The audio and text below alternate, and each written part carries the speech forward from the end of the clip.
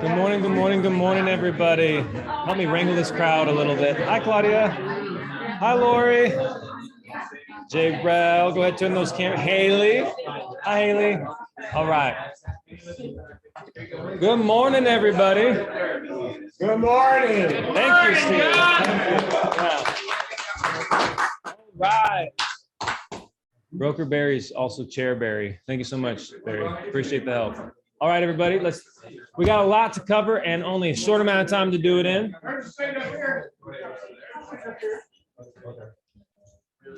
Tonight, so here are some upcoming events that I think you should all be aware of. Number one, my personal favorite is the Made for More Mixer. This is happening tonight at Crawdads from 5 to 8. It is free. There will be hundreds of people, lenders, vendors, real estate agents, business owners. Come check it out. First drinks on me if you can find me. All right. Might be hiding. Are you gonna show up? Yeah, exactly. Yeah. If you want a cup of water, there's my wife. She'll get you some water. Yeah, Valerie, welcome to the water. All right, coming up next week is how to conduct a buyer workshop. Today we have the esteemed Ryan Lundquist. Give it up for Ryan Lundquist. Next week, we have how to conduct a buyer workshop. It's going to be led by our very own Krista Proctor. The week following, Tom Daves will be in the house, and he's going to be teaching on foreclosures and REOs. Wow. So these are the meetings coming up. And then also in July, don't forget, in Granite Bay, we're going to have Become a Luxury Specialist. Brent's flying in, Michael LaFido. And this is going to be a meeting you don't want to miss. So there's a lot of events coming up. But before we get into Ryan's presentation here, I'd like to have today's meeting sponsor come up and share a few things. Sherry, you mind coming up and introducing yourself?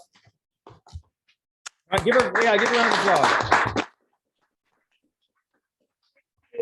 Sherry Jones with Home Warranty of America. I'm your home warranty partner. Some of you have heard Peach, plumbing, electrical, appliances, cooling and heating. That's your foundation for a home warranty.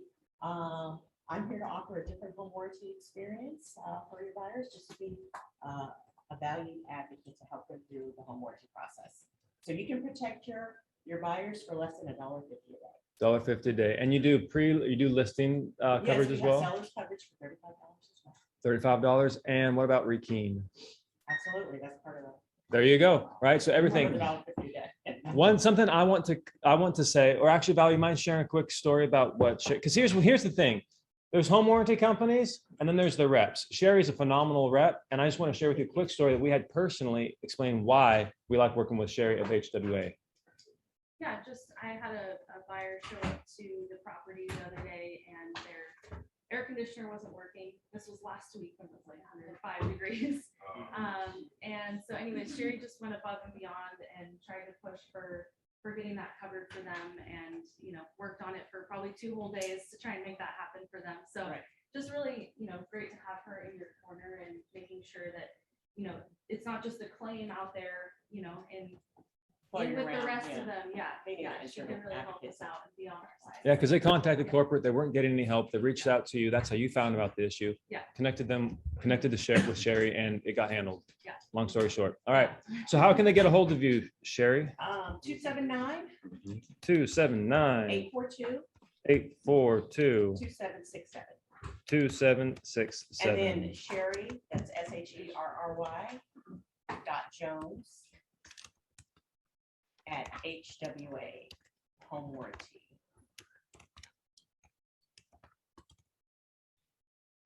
There you go. All right. Thank you. All right. Thank you so much, Sherry.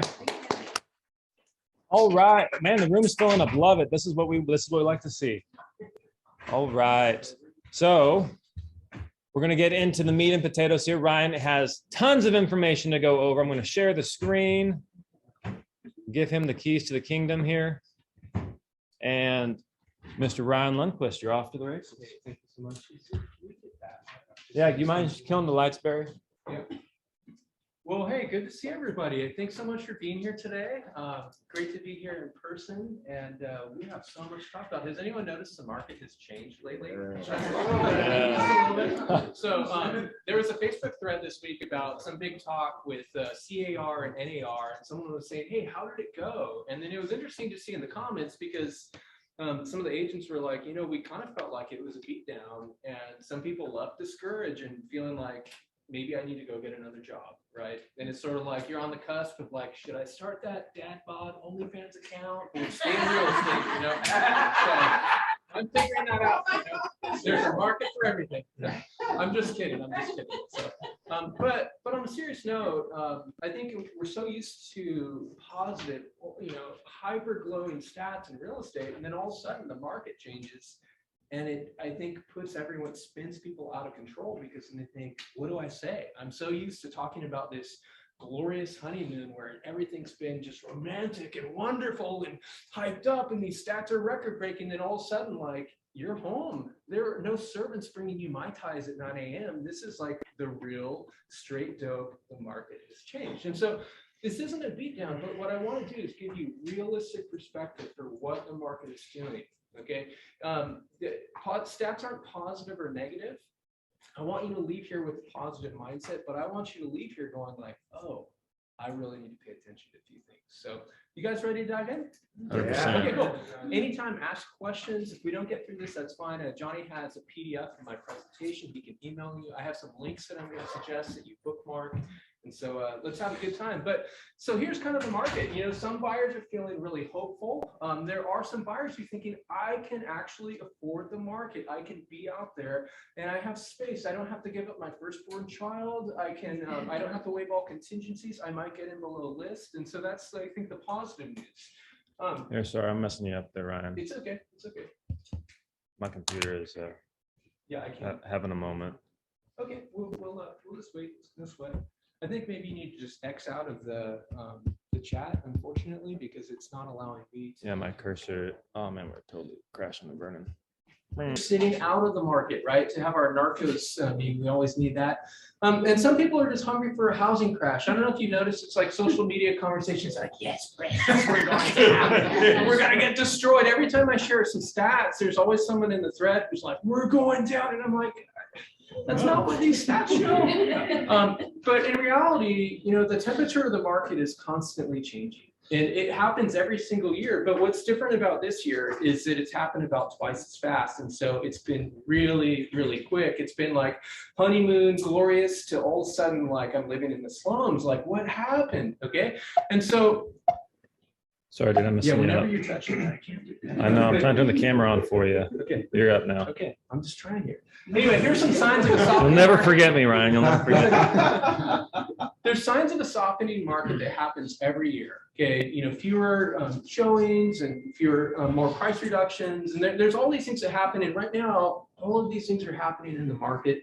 You can check that out on the PDF later. But really, the X factor has been, look at this massive rise in mortgage rates lately. So has anyone noticed that? Yeah.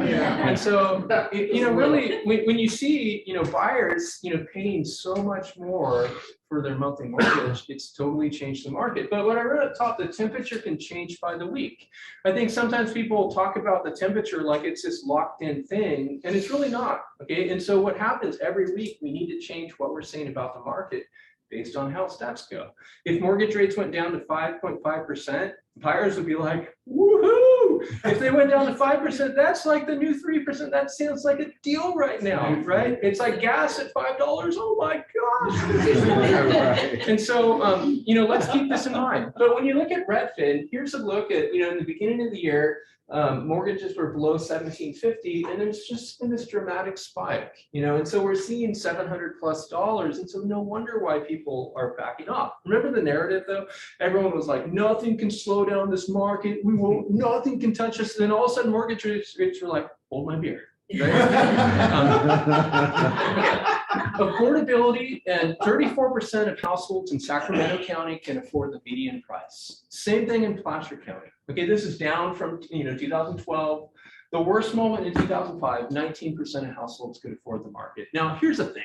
This stat is based on the first quarter. When we get the second quarter, like 5 to 6% rates, we're going to be down in the 20s somewhere. Okay, and so it's just a sign that fewer people can play the game.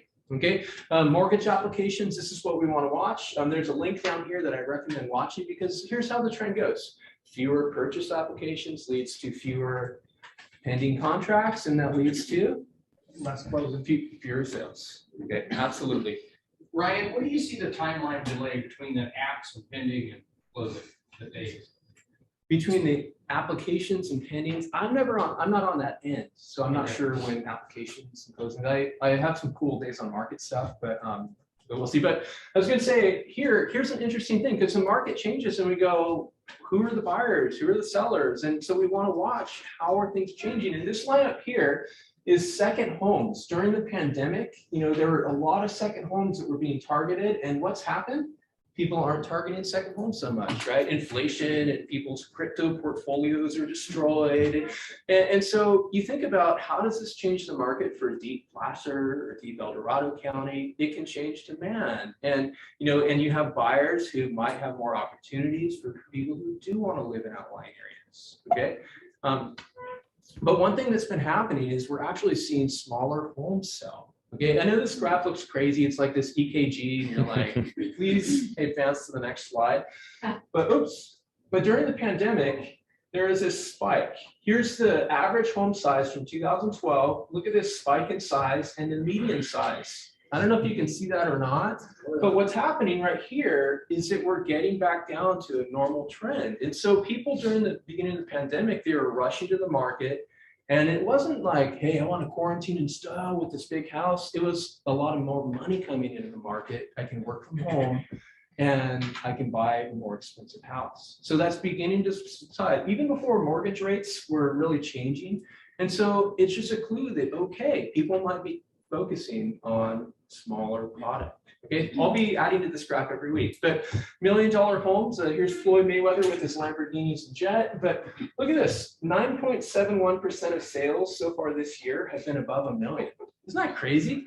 About 10%. Now, part of that though, it's not like, the luxury market has been thriving. I think it's beginning to, the sizzle is slowing a little bit, but part of it's like prices have gone up so much. Have you talked to any buyers who are thinking like, this is $1 million and it needs fixing? And so I think that's a little deceptive, because you're walking through going, what? And so, just grain of salt. But we were kind of going 140 miles per hour on the freeway. And then what happened is that the gas was let up and this car slowed way down. And now we're like going, we just want to get back to the speed limit, and we might even be going lower. And so here's what I mean. This lineup here is 2022. And 2021, and each and every year, this is January through December. And do you see the trend? Prices sort of go up for half the year, and then they kind of level off. They almost go horizontal. Do you guys see that? And so in 2021, look how it just broke away from the rest of the pack. And we've been up for like 15 to 20% from last year. All the stats have been crazy. People are like, this market is nuts. But then you look earlier in the year, 17%. 11.6%, and so far we need about one more week for these stats to be solid, but 6.5%. And so you see what's happening? We're seeing price deceleration where price growth is not growing as much. And so that's the news you want to share with your sellers. Be like, hey man, we're not in that 20% market anymore. Or here's Sacramento County, similar dynamic. Okay, and then Placer County, this is a new Placer graph. Yay! Yeah. So Placer's about 7% so far, and again, the stats will be more robust in June. But what we're going to see is for the rest of the year, in a normal year, this should go down and it should level off. And I think the verdict's still out on what's going to happen. Guys, we need time to see the trend. And prices are so sacred in real estate, and who they're not sacred for though is buyers. Like buyers, well, I think we need prices to come down eventually so people can afford the market, right? But this is my favorite analogy. Who has eaten Hot Pockets before? Yeah. Or you've seen Jim Gaffigan? Yeah. So, okay, the housing market's like a Hot Pocket taken out of the microwave a little too early. And if you've ever done that before, like some spots are frozen, some are blazing hot, and it's like you're eating it going, oh, there's a chunk of ice. And here's the deal. The temperature isn't the same everywhere. Sometimes I share stats about the market and people are like, I don't see that at all, man. I just got into contract, 50,000 above asking, there were, a gazillion offers. And I go, that's wonderful. And these are little trees, examples of, really aggressive situations. What I'm looking at is the whole forest. There are really aggressive examples. Don't get me wrong. Let's not neglect looking at the forest. Does that make sense? Hot Pockets. So So how long is it taking to sell? What trend do you guys see here? Here's Sacramento County, June sales, 14 days. Now, June sales got into contract when? Probably in May. So they probably tell us more about the market in May. Pending since June, what do we notice? Taking longer, right? And what do we notice the average among listings? 35. And we see this in every county. And so it's a sign, and now we should be seeing it take longer to sell at this time. That should be happening this year, but we're starting to see kind of a big spike. And here's what I mean. I'm going to show you SAC and then Placer. So this line up here, or this line down here, is so far in 2022, this black line, and you can see that there's been this big uptick. Now this is July. This is based on pending to June. And so far the stats, you could be like, look, it only took 14 days to sell in June. But when we look at pendings, we're like, oh, there's going to be this big uptick. But look, this line up here is that in a normal year, it takes less time to sell in the beginning of the year. And then around June or July, it takes longer to sell. Okay, so here's the deal. In Sacramento County, 24 days to 39 days. From here on out, it should take in a normal year 15 days longer to sell. And so if we do some simple math, by the end of the year, we will probably be at least at 34 days. Now, we've been at like 12 days for so long, the market's been hot, unless if this keeps ticking up, we could be above, or we could, it's just to be determined, but we're out of that honeymoon market. Yeah, Dan? So I feel like days on market is being dramatically affected by like the lender's ability to close loans faster. So I think that there's potentially a new norm for days on market, regardless of the speed of the market, because of the speed of the transaction. It could be, the only thing though is the days on market gauges when a property goes active to when it gets into contract. If the lender Just a contract. yeah, if the lender closes it quick, that's really after this stat. But that's a really good point though. Yeah. What is the time frame of the average? Time frame of average, you would see it in the fine print. It's 2016 to 2019, before the pandemic. Let's not mess with pandemic stats. Yeah. So, but here's how we look at it. Here's Sac County. Here's the average, that red line, and look, we've seen a dramatic uptick. And basically, in July, we're going to be back to 2017 levels. We're not back to normal levels yet. Okay, the market is still selling faster than usual. Here's a different way to look at it. The last 2 years right here, compared to all other previous years, look how insane we got, okay? And so we're so used to this market down here that it's like, what's the matter? We usually list on, Thursday, and then offers are due at 5 p.m. on Monday, right? We're not in that market anymore. You're going to need to convince your sellers that we might be on the market for multiple weeks. Eventually, we're going to be on the market for the year's up, 30, 40 days, okay? Most likely. Here's Placer County, and you see there's going to be an uptick in July, but Placer's weird. It's not going to be back to 2017 levels yet. Placer got way below the normal. And so unlike Sacramento County, here's a look at what's normal for Placer. And look at this time of year, 33 days to about 51. And so what is that, 18 days? And so really by the end of the year, if we have a normal market, we will be up to 40 days by the end of the year. However, if this trajectory continues, we could be more. Does that make sense what I'm saying? And so we want to look at it, just plan ahead and be like, oh yeah, it's not that 12 days on the market, even though people are going to be like, but I got bid up 50,000. Okay, these are trees. Let's look at the whole forest. Yes, were you saying? No, you covered it. Okay, cool. Here's Placer. Like I said, it hasn't caught up yet to any other previous year. There's still a really aggressive zone. I know the market doesn't feel aggressive, right? I get that. So the stats will catch up. So sellers finally negotiated a bit more with buyers. This is a good thing. This is good, positive news. And then buyers are like, no, I won't. Right? I like that one. Okay, so here's some stats that have not been put out there. I'm excited for you guys to hear them because I think that there's going to be some compelling stuff to talk about. This is kind of nerdy, but I think it's really, really powerful. Now, okay, these are preliminary stats. We need about 1 more week for these stats to be solid. But on average, this in June, when you look at sales, properties sold 1.1% below the asking price. Now, this is actually normal for June. When you look at normal Junes, look, this actually looks normal. You know what was not normal last year? 4% above the asking price on average. And so, but look at this really sharp decline over the past month. The market went from like, oh, it's on steroids in May, property sold 2.5% above the asking price, and all of a sudden, right? And so we're beginning to see the effects the mortgage rates have had. Now, it's important, this stat can change in coming time, but what we want to do is we want to get away from this crazy market. For 17 months in a row, we sold above the list price on average.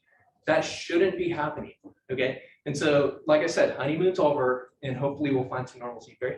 You got that labeled original list price, but then you're using the term asking price. Is it Original list, or an original list price. That's the only metric that matters as far as I'm concerned. I don't want to dabble in list price. That's weak stuff. That's to manipulate stats and be like, I'm awesome. Nope, nope, we don't need any of that. You guys know what I'm talking about. Here's a different way to look at it. On average, properties this month, so far in the stats, they sold $7,500 below the original list price. Okay, and you can see that's on par with a normal June. It's way different than last year, where properties sold about 26,000 above. What a different market! But here, we don't want to be in a market that's unhealthy like that. Okay, iBuyers own 361 properties. Redfin owns 41. Zillow 16. Zillow used to own 500 plus homes in November. Okay, Open Door 338. OfferPad technically 3, but they have about 77 in escrow right now, according to one of their reps. Here's the startling part, and this is cool. No one else puts out stats like this. Either I'm a nerd or you don't like this, but Redfin, 58% of their stuff is listed. What they own, 58% of their properties are listed. They're active or pending. Zillow, I mean, they hardly have any, but look at Open Door. 75% of what they own is on the market, either listed for sale or pending. And they have a lot of price reductions, usually more than the market. Is sort of their strategy, but I've noticed that they're actually starting to use different agents also from other brokerages to list some of their stuff. So they are a machine trying to continue to gain ground in the market. Okay, not scaring you, not doom and gloom. iBuyers are about 5% or less of total volume in the market. Okay, if that freaks you out, focus on the 95%. So we had less than 1 month of housing supply for 22 months in a row. Thank you for letting me use this Instagram photo. So you didn't know that. We had for 22 months in a row, but guess what? The honeymoon ended. We're back from Cabo. And you can see here was monthly housing supply. Mortgage rates went below 3% right here. And for 22 months straight, we had less than 1 month of supply. This has been totally nuts. And look at this spike. It's been really dramatic. Okay, now let me ask you, where are these listings coming from? Why are we seeing this spike? Oh, people fear of missing out on the top of the market. Okay, that could be some The people. iBuyers dumping. Okay, that could be some. Not as many, thank you. Okay, these things, very true. Less buyer activity. We are getting more listings because we're seeing fewer buyers. It's not that so many listings are hitting the market, it's that we're actually seeing fewer pendings. And so you have two piles. You have your pendings and you have your actives.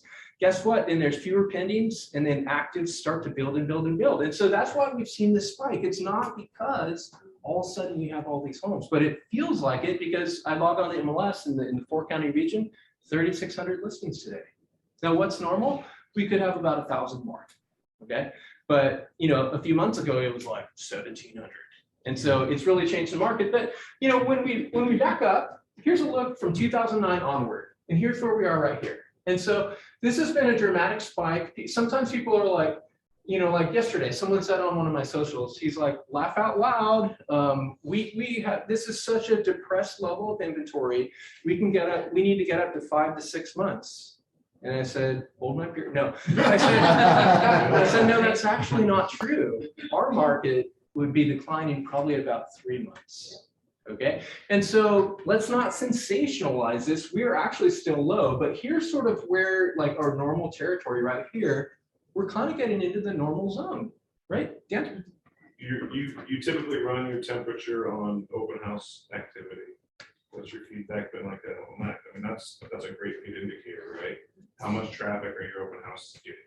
Yeah, definitely. This weekend's gonna suck because it's a holiday weekend. It's Yeah. gonna be an outlier. You're not gonna get good data. for sure less traffic. I think you could look at showing time stats. We could pull the rim and people are like, sometimes like people are like, yeah, it's crickets. Nobody came. My mom showed up, to be nice, So, but the feedback is mixed. Sometimes like all you need is that one buyer, and that's the thing. We're not in that market. Keep on time. But anyway, so here's this like super colorful visual. You can unpack that later, but this is actually a really powerful visual. This is from John Burns Real Estate Consulting. And here's Sacramento right here.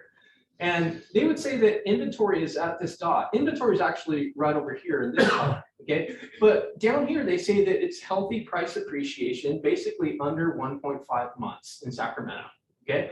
And then this color right here, my wife says I'm colorblind. That looks like a brownish kind of color. Is that what that is? Beige. Okay, we'll say beige. Then they say mix between 1.5 and 3.2 housing, 3.2 months of supply. They would say is a mixed bag.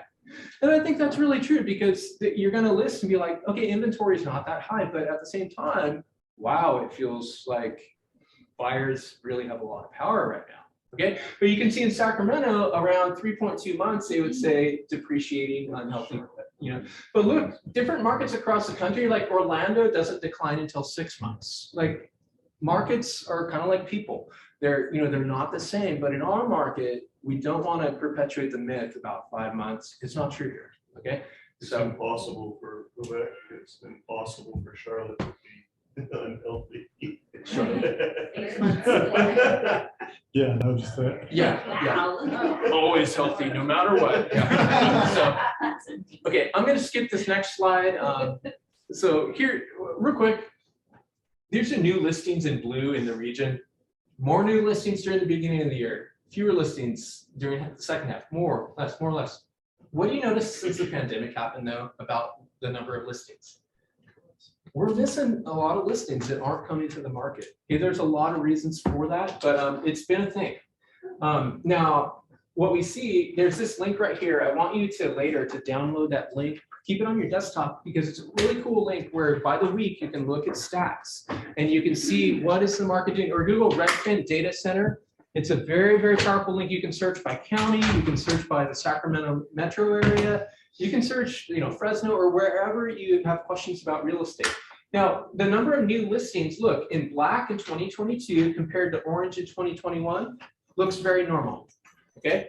But what we're starting to see is the number of listings actually on the market is breaking away from the pack last year, okay? I'll let you unpack that last year. It's just kind of like the two piles, okay? We're actually not seeing an abnormal amount of listings, but we have so many freaking more listings because buyers have stepped off the gas, okay? Well, and we've taken the last couple of years of getting used to so little amount of inventory, right? There's been more listings, right? But there's still the amount of buyers was so much greater.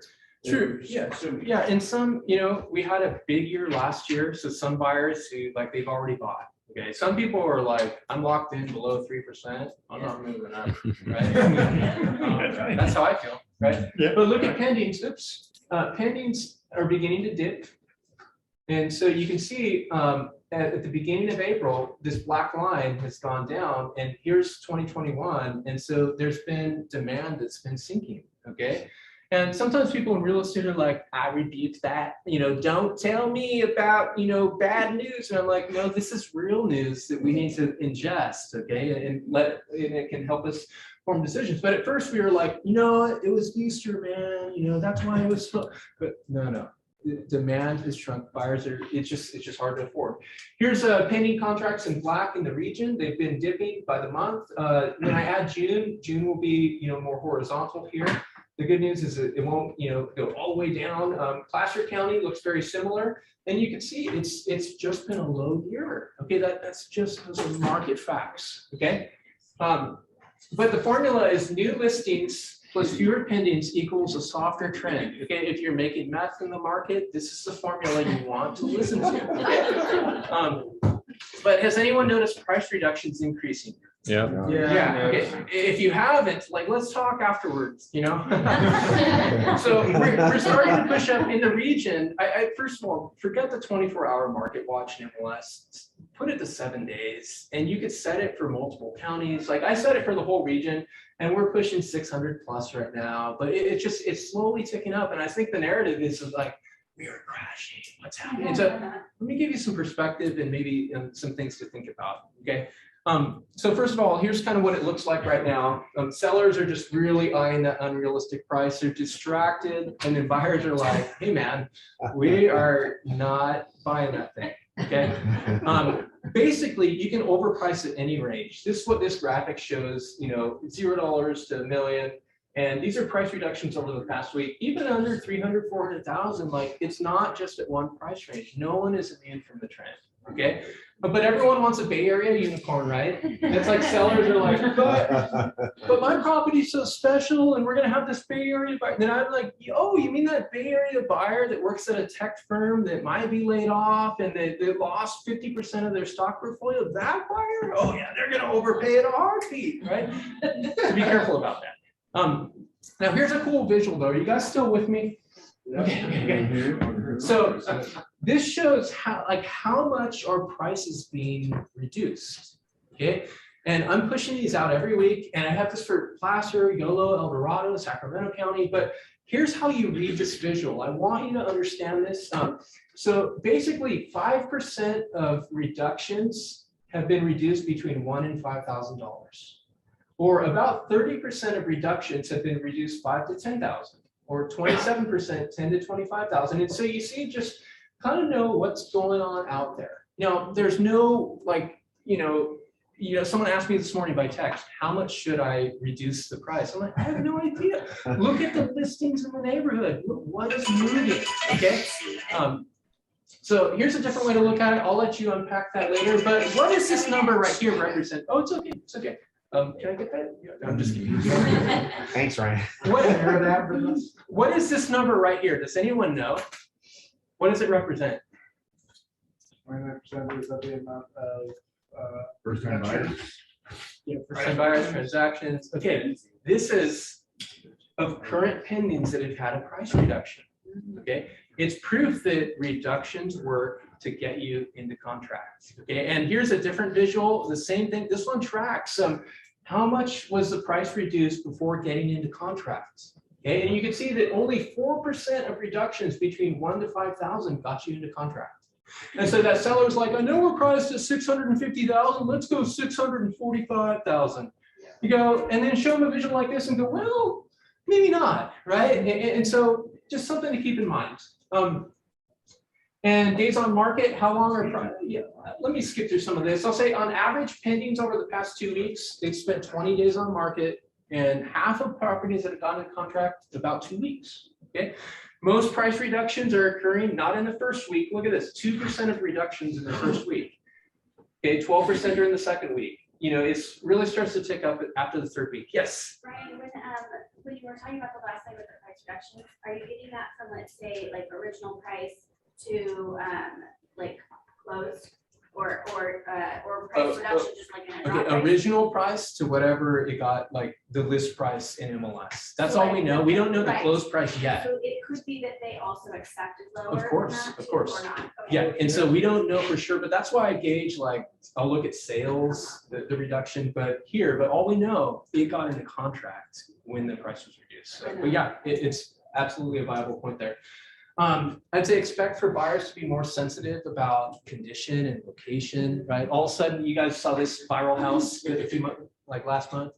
Okay, that property that's on a 4-lane street, it's going to stand out more, okay? And the property that backs commercial, the property that smells like, 20 cats live there, like it starts to become a bigger issue. So take condition and location and give it serious thought. It's just minus $5,000 and it's like, needs 100,000 work, like really find those fixture comps, okay?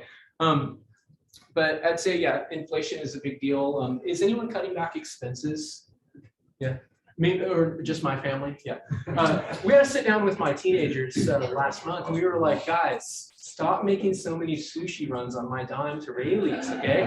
Like, and so we kind of cut back in little ways, whether it's Starbucks or frivolous spending, not because I can't afford it, but because I'm smart, okay? And I don't want to waste my money in an inflationary environment. So top agents aren't gonna have, come out with their like, my plan to beat inflation by not buying lattes. Like, you don't want to pitch that out there, but like, there's a real sense where we're looking going, how can I cut frivolous expenses right now? Okay, price stops in Placer, look, they're about 40%. That's higher than 2019. So right now we're kind of flirting with this level it's getting up there, but it's not like this danger zone.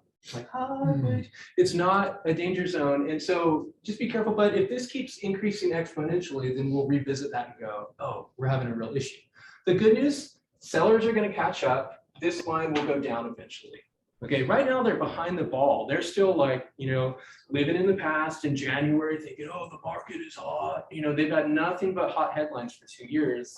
And, so just wait for headlines soon. Price drops in Sacramento County, similar thing. It just takes one buyer there, right? Until he backs out and doesn't buy Twitter, right? But that's the thing. Aim for the one buyer, not the unicorn, but the realistic buyer. If you get lucky, fantastic, okay? But I'd say stop focusing on prices. Okay, this is actually a really good point. Am I here with you? It's kind of a quiet room. Okay, we got 15 more minutes. Okay, so here's what I want to say. In 2005, the housing market began to change. Okay, the bubble burst. And over 1 year, do you know how much prices declined in 1 year? 34%. Okay, actually, the first year, 4 to 6%. That's it. And so you could have looked at prices and been like, oh, no big deal. And so the analogy then that was put out by NAR, the president at the time, was like, oh, it's a slow leaking balloon. And, but then it totally get destroyed. So it ended up not being a great analogy. But if you looked at prices only, you'd think, no big deal. And so I want to talk you off the ledge of focusing on too much prices, because at the same time, look what was going on. Prices dipped by 4 to 6%, but look at volume. Volume dipped by over 40% in 1 year. In Sacramento County, you were missing about 900 sales that would have normally happened in a year. So volume fell off a cliff, even though prices weren't changing that much. And so people are always like, what are prices doing? What are prices doing? I'm more focused on what's happening with volume and pending contracts. And at the same time, inventory really began to increase 2.6 months to 8 months. Whoa, 8 months, imagine that.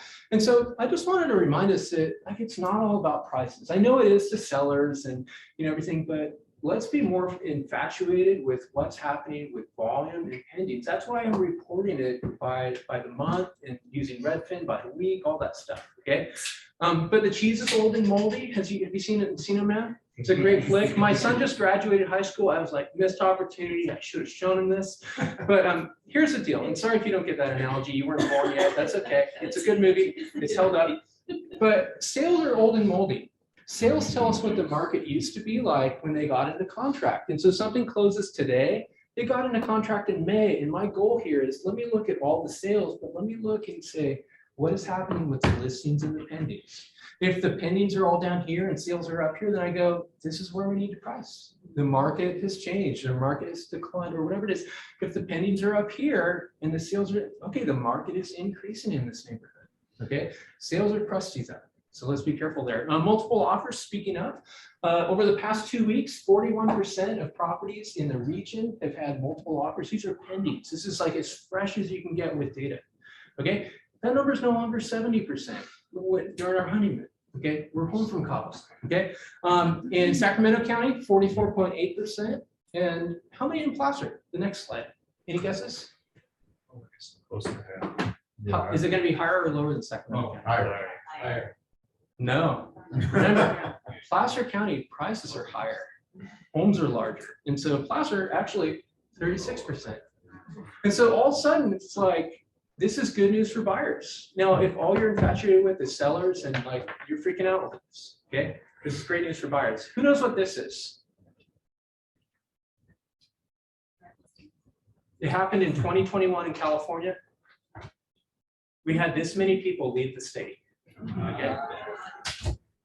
Okay, and I'm gonna zip through some of this, but I wanna show you that Sacramento lost 0.1% population.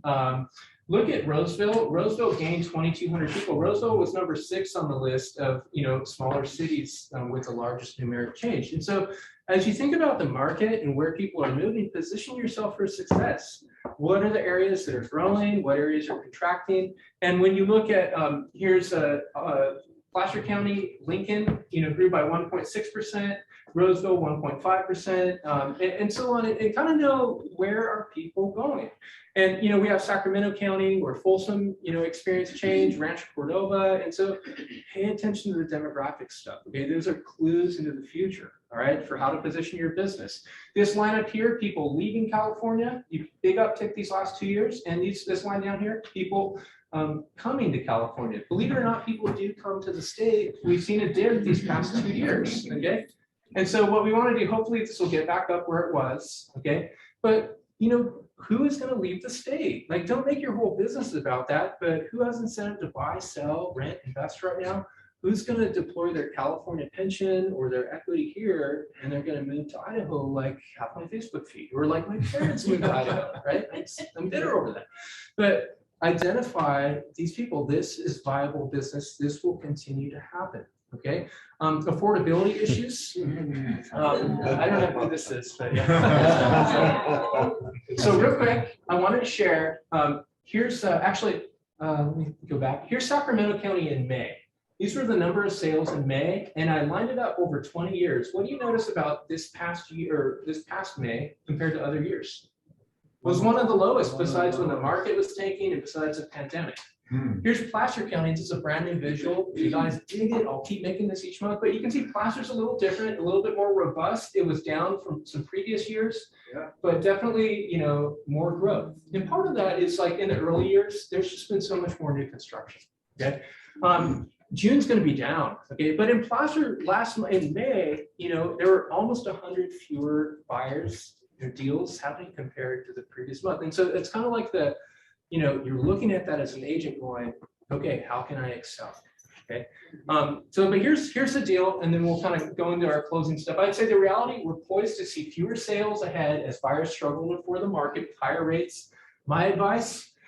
Okay, and put this on your desktop. Work harder than ever before. Expect to see fewer deals on your desk because you're being realistic. Cut frivolous expenses, beef up your marketing and service, and focus on the deals that are happening rather than the ones that aren't. Okay, we can say that pendings will be down in June by probably 20 to 22% or so. Okay, you can focus on that, or you can focus in your mindset and go, I'm looking at all the stats. About 80% of the market is still happening. Okay. How can you thrive in that 80%? I think that's the deal. Okay, but unexpected things happen. Did anyone predict Pete and Kim? No, the answer is no. Nobody saw this. No one understands it. We're like, what? Oh, this guy's a magnet, But anyway, nobody knows the future. Everyone and their mom has predictions about the economy and real estate and crypto. And like how many people said cryptocurrency was going to be worth 19,000? Oh yeah, crickets, nobody, right? But I check and go, oh, I'm glad I don't own too much because I'm cut in half. And so nobody predicted that. Nobody knows if mom jeans are going to be popular next year, right? And so what we want to do is employ humility. Okay. Now, here's the last few thoughts about the market. If I still have you here, I want to talk about price cycles. Okay, markets go up and down, and so here's this green line. This is a Freddie Mac price index in Sacramento since 1975. That's the green line. Now I adjust it for inflation and I get this line. I like the inflation adjusted line because it creates a more pronounced up and down. And so let's look at that line. So what do you notice? The market goes up and then it goes down, up, down. Our narrative in real estate is like, it's gone up forever. The only time it ever went down was in 2005. And I'm like, oh, you haven't read history. How sweet is that, precious? And so markets go up and down. That's the truth. Now, Dave Ramsey is like, hey, we got 5 years of market appreciation. Is Dave correct? I don't think so.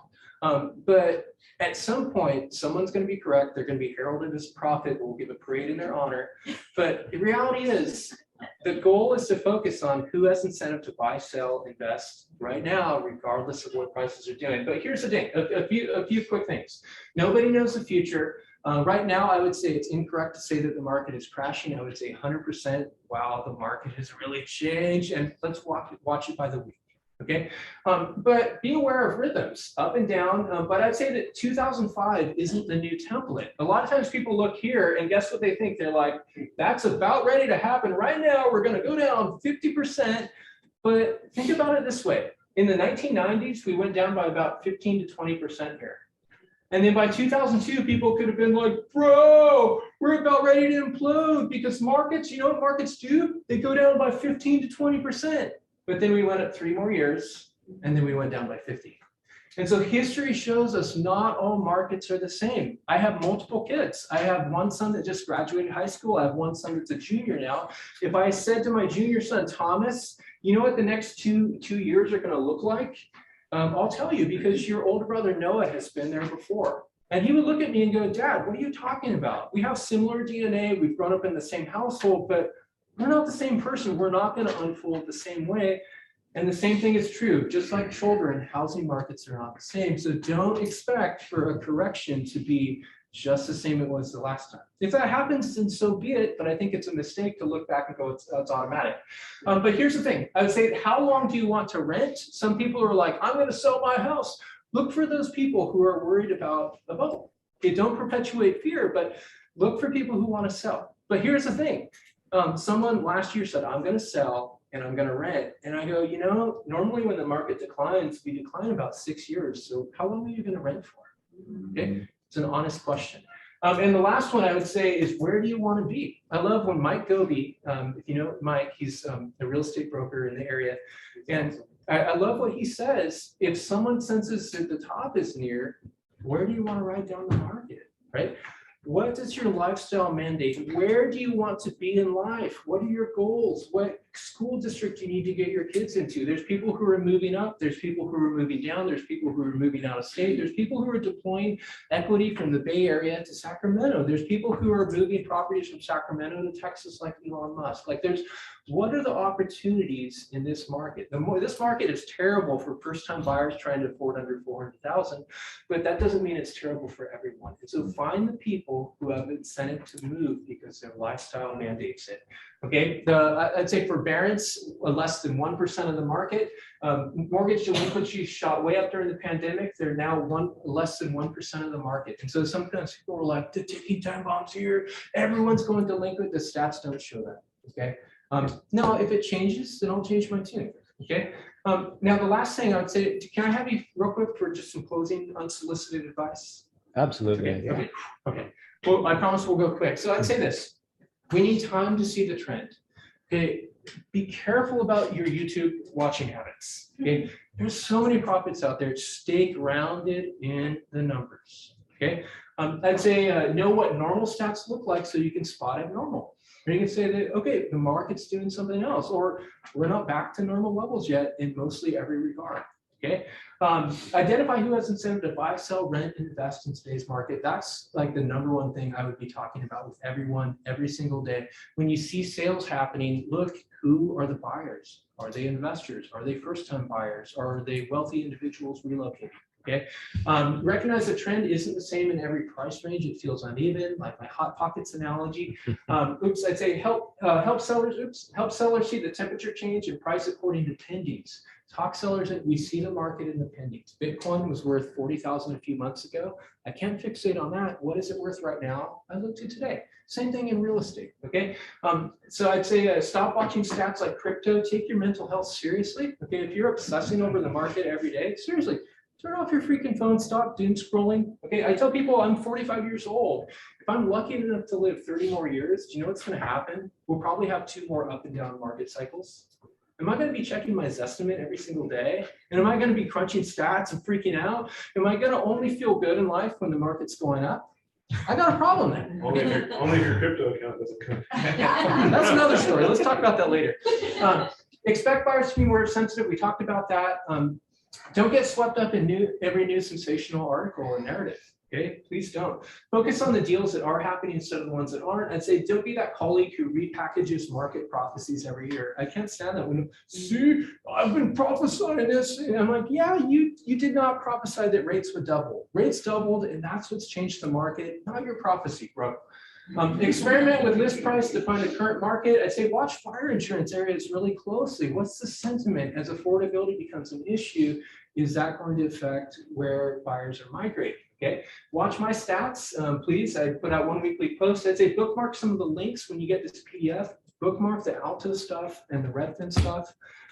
Expect to work hard because some clients are going to back off their market. You don't talk anyone into this market. You don't want to manipulate anyone into business.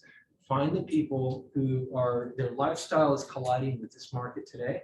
And, fantastic. A few more things. Don't be afraid to change what you say about the market from week to week. Okay? If we don't change what you say, we're probably not paying attention. Okay. And the last two things, don't be afraid to make more significant price reductions if needed. Okay. If the market's not buying, that's okay. You don't want to be that 1%er who's like minus $4,000. Like if that's not going to get it done, talk to your sellers. And the last thing I'd say, I always end with this in my presentations, I'd say be generous and authentic because people want to work with good people who have their best interests at heart. That's what life is about. And we don't want to be those slimy salespeople. We want to be the people who just serve like no other. Okay, that's who I want to do business in life with. And I think that's what the market's looking for. That's me. That's on my socials. There's my blog. I'm like working overtime on stats, pushing stuff out every day for you. Please use that stuff to be successful if possible. If you don't like that stuff, that's okay. Then don't use it. Some other dude or dudette will share stuff that you do like. But anyway, that's me. That was my spiel. I hope that was helpful. Yeah. Thanks for working with us.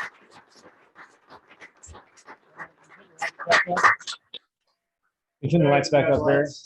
All right, Ryan, All right. quick question. Wait, before we ask Ron a question, I want to say, you see his information up here. You're probably, if you're not already subscribed, you're probably going to repost this stuff. Make sure you give credit where credit's due and tag Ryan in those posts so they know that he's the one that's pushing this out. Go ahead. I was just gonna ask, how do you recommend the best way we do comps currently with the market the way it is? I mean, we can't really go by past. So, And we go by pendings, but we really don't know what they're selling for yet. comps haven't changed at all. We're doing comps like we always have. But now what we're doing is we're looking at sales. They represent, here's what the past looked like. What's going on with the listings and pendings in the neighborhood? That's the only thing that matters. Like I had an agent who texted me this morning who said, a model match sold at 540 and I think I'm going 500. And it was almost like he was just pulling something out of his head. I'm like, well, what do the pendings suggest? Like what's getting in the contract? What's going on with the listings? And, so I think you have to juggle all of those things right now. And it's a hard thing. You don't want to price too low because buyers are less prone to offer above the list price and you leave money on the table for your clients. And it's also like that dynamic of properties need to spend longer on the market. So it's not freak out time after a week, and so it's a learning experience. It'll get easier as we have more sales. When the market starts to change and you don't have the sales yet, it's just, there's this pregnant time. Eventually the baby will come out. You'll see the market more clearly. So great. So speaking of the pending, right now, my title rep tells me that about 30% of deals that are going pending are falling out. How do we account for that in looking at the pending trend? And at what point does that catch up in the pending process? It's hard to say. I mean, I mean, when does something count as a pending? I don't know what the MLS rules are for that. But I would say right now, at least it's not a massive chunk of the market. But I would say it's going to grow. I don't know technically how they account for that. When something falls out, is it still counted? I don't know. So I don't want to beat the dead horse on that because I don't know. So any other questions? And Johnny, can I say something on that? Yeah, man. Not a question for you, Ryan, though. But what I want everyone in here to look at is that with all the numbers that Ryan gave us, what you see is there's still plenty of sales going on. Yep. Okay. There's going to be a lot of people, we talk about this all the time. There's going to be a lot of people that get out of this business, which is a lot of the people that wait for business to come to them. Okay. So whatever you're doing right now for lead generation and getting business, think about doubling it, okay? Because there's still plenty of stuff there that everyone can get as long as you're working for it. No matter what market it is, workers get rewarded. And I'd say too, I mean, use your skills and your creativity and like your gifts in life to find people to work with. Like if you love running, like incorporate that in your business somehow. Or if you're being frugal in your own life, like step forward and say, here's how I'm cutting expenses. Like, guess what? Buyers are gonna need to do cut expenses in an inflationary environment to afford the market. And so if you're an expert in that, you're doing well, like share your strengths with people and don't be afraid to be vulnerable like that. You know, I mean, I just think that buyers need help in various ways. Think about what are they struggling with, you know, and, you know, food prices and gas. And, you know, I would love to freaking see more real estate agents and loan officers giving away gas cards and like, and helping people. Like, why the heck are we not seeing that? Because everyone else is like, I'm not spending any money. But think about your marketing dollars and what can give you, you know, publicity, but what can give you to really help people. You know, I'm like, why didn't people like rise up? Look, my garage is full of formula. No, that would have been a really bad idea. You would have been canceled in a minute. So don't do that. Do it with gas stuff. All right. No, do not pour gas in your Gas garage. cars, not little. Yeah. Your home inspector will have a major issue with that. 5 grams of gas. All right. Any more questions for Ryan? We got time for one more. We got one more question. No? All right. Well, with that, no, give Ryan a big round of applause. I will be getting those slides out to you. They're going to be on the Branco page, going to be on the Made for More Agents page, so you can get access to those. We'll see you tonight at the Made for More Mixer. Take care, all. Bye, thanks.